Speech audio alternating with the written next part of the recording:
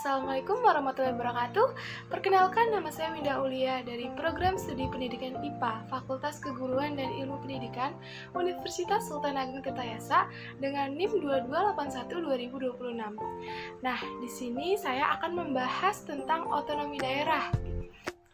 Nah, sebelumnya kalian tahu nggak sih apa itu otonomi daerah?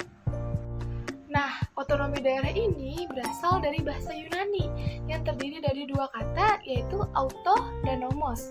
Auto sendiri memiliki arti yaitu sendiri, sedangkan nomos memiliki arti yaitu peraturan. Nah, dari kedua kata ini digabung menjadi autonomia yang artinya keputusan sendiri. Nah, selanjutnya kita ke definisi dari otonomi daerah itu sendiri. Nah, definisi dari otonomi daerah itu sudah dicantumkan dalam Undang-Undang Nomor 32 Tahun 2004, Pasal 1 Ayat 5, yang dimana otonomi daerah merupakan hak, wewenang, dan kewajiban daerah otonom untuk mengatur dan mengurus sendiri urusan pemerintah serta kepentingan masyarakat setempat. Nah, selanjutnya dari secara konseptual itu sendiri, pelaksanaan otonomi daerah itu dilandasi dengan 3 tujuan. Yang pertama ada tujuan politik, yang kedua ada tujuan administratif, dan yang ketiga ada tujuan dari ekonomi. Nah, dalam pelaksanaan konseptual otonomi daerah tersebut, kita harus memperhatikan 3 faktor. Apa aja sih 3 faktor itu? Nah, 3 faktor itu merupakan yang pertama ada faktor dari manusia, yang kedua itu ada faktor dari keuangan daerah, yang ketiga itu ada faktor dari manajemen organisasi atau birokrasi. Nah, selain memiliki tujuan dan faktor penting yang perlu diperhatikan, otonomi daerah ini juga memiliki prinsip. Ada 4 prinsip otonomi daerah. Apa aja sih itu? Nah, yang pertama yaitu adalah berinisiatif sendiri. Apa sih itu berinisiatif sendiri? Nah, berinisiatif sendiri ini maksudnya yaitu kita menyusun kebijakan daerah, lalu setelah itu kita menyusun rencana dalam pelaksanaannya. Nah, lalu prinsip yang kedua yaitu harus memiliki alat pelaksanaan sendiri yang memenuhi syarat. Lalu yang ketiga yaitu membuat peraturan sendiri atau yang biasa kita sebut sebagai perda atau peraturan daerah. Lalu yang terakhir atau yang keempat yaitu dengan menggali sumber-sumber keuangan sendiri. Maksudnya apa sih? Maksudnya itu seperti menetapkan pajak, retribusi, dan lain-lain. Nah, tadi kan kita sudah membahas tentang tujuan serta prinsip dari otonomi daerah. Lalu dalam pelaksanaan otonomi daerah ini, ada nggak sih faktor-faktor yang mempengaruhi otonomi daerah? Nah, ada tentunya. Nah, apa aja sih faktor-faktor yang mempengaruhi dari otonomi daerah itu? Nah, faktor-faktor yang mempengaruhi otonomi daerah itu terbagi menjadi 7. Yang pertama yaitu komitmen atau sikap politik dari pemerintahan itu sendiri.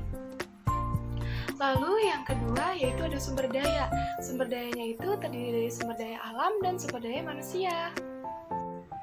Lalu yang ketiga yaitu ada organisasi yang harus seimbang dan dinamis. Nah, yang keempat yaitu ada hubungan kerjasama. Nah, yang kelima yaitu ada komunikasi dan koordinasi. Lalu yang keenam adalah perilaku dan sikap aparatur. Nah, yang terakhir atau yang ketujuh yaitu perlu adanya partisipasi dari masyarakat.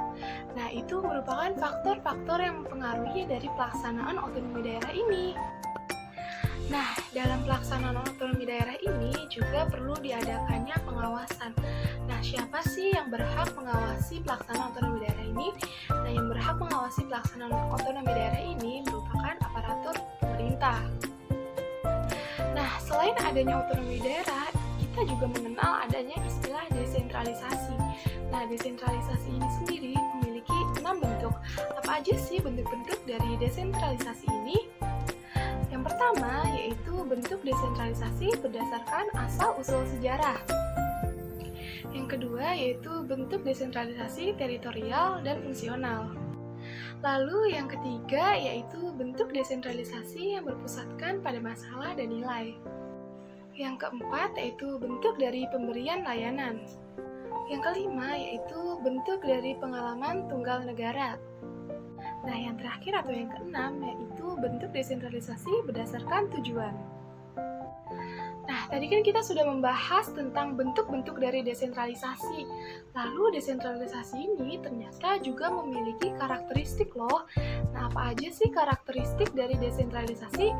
Nah, karakteristik dari desentralisasi ini ada 4, yaitu yang pertama yaitu desentralisasi sebagai sebuah tren. Nah, yang kedua yaitu desentralisasi sebagai sebuah proses. Nah, yang ketiga itu desentralisasi sebagai imbangan dari globalisasi. Nah, yang terakhir atau yang keempat yaitu desentralisasi sebagai 4 dimensi. Nah, tadi kan kita sudah membahas otonomi daerah dan desentralisasi. Lalu kita kembali lagi nih ke bahasan otonomi daerah. Nah, untuk pelaksanaan otonomi daerah di Indonesia itu sendiri, ada nggak sih tantangannya? Nah, pastinya ada. Apa aja sih tantangan dari pelaksanaan otonomi daerah di Indonesia? Nah, tantangannya itu terbagi menjadi 6. Yang pertama, yaitu tingkat otonomi kurang tepat. Lalu yang kedua, yaitu tidak adanya perbaikan pada otonomi fisikal. Nah, yang ketiga, yaitu kurang tersedianya keuangan bagi pemerintah daerah. Lalu yang keempat yaitu daerah yang kaya akan sumber daya, dan yang kelima yaitu daerah abu-abu. Nah, tantangan yang terakhir atau yang keenam yaitu kemampuan dari sumber daya manusia atau skala waktu itu kurang tepat. Nah, itu merupakan tantangan-tantangan dalam pelaksanaan dari otonomi daerah. Nah, lalu apa aja sih contoh-contoh dari otonomi daerah? Nah, contoh-contoh dari otonomi daerah ini banyak sekali. Nah, yang di sini yang kita akan bahas itu ada 5. Nah, contoh yang pertama yaitu seperti penetapan upah minimum regional atau yang biasa kita sebut sebagai UMR. Lalu yang kedua yaitu seperti pengembangan pada kurikulum pendidikan. Yang ketiga yaitu pada penggunaan APBD. Nah, yang keempat yaitu pengelolaan objek wisata daerah. Lalu yang terakhir atau yang kelima yaitu penentuan dari retribusi. Nah, itu merupakan contoh-contoh dari otonomi daerah. Lalu, apa aja sih contoh dari pelaksanaan otonomi daerah di Indonesia? Karena tadi kita sudah membahas tentang tantangan-tantangan dalam pelaksanaan otonomi daerah di Indonesia. Nah, ini merupakan contoh-contoh pelaksanaan dari otonomi daerah di Indonesia. Contoh yang pertama yaitu manajemen hasil perikanan yang ada di Nusa Tenggara Barat. Lalu contoh yang kedua yaitu seperti meningkatkan pelayanan kemasyarakatan yang ada di Tangerang.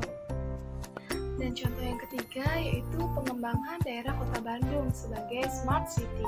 Nah, itu merupakan contoh-contoh dari pelaksanaan otonomi daerah di Indonesia. Sebenarnya masih banyak lagi loh contoh-contoh pelaksanaan otonomi daerah di Indonesia. Nah, sekian dulu ya penjelasan dari otonomi daerah serta desentralisasi. Semoga video ini bermanfaat. Kurang lebihnya mohon maaf. Wassalamualaikum warahmatullahi wabarakatuh. Dadah, terima kasih.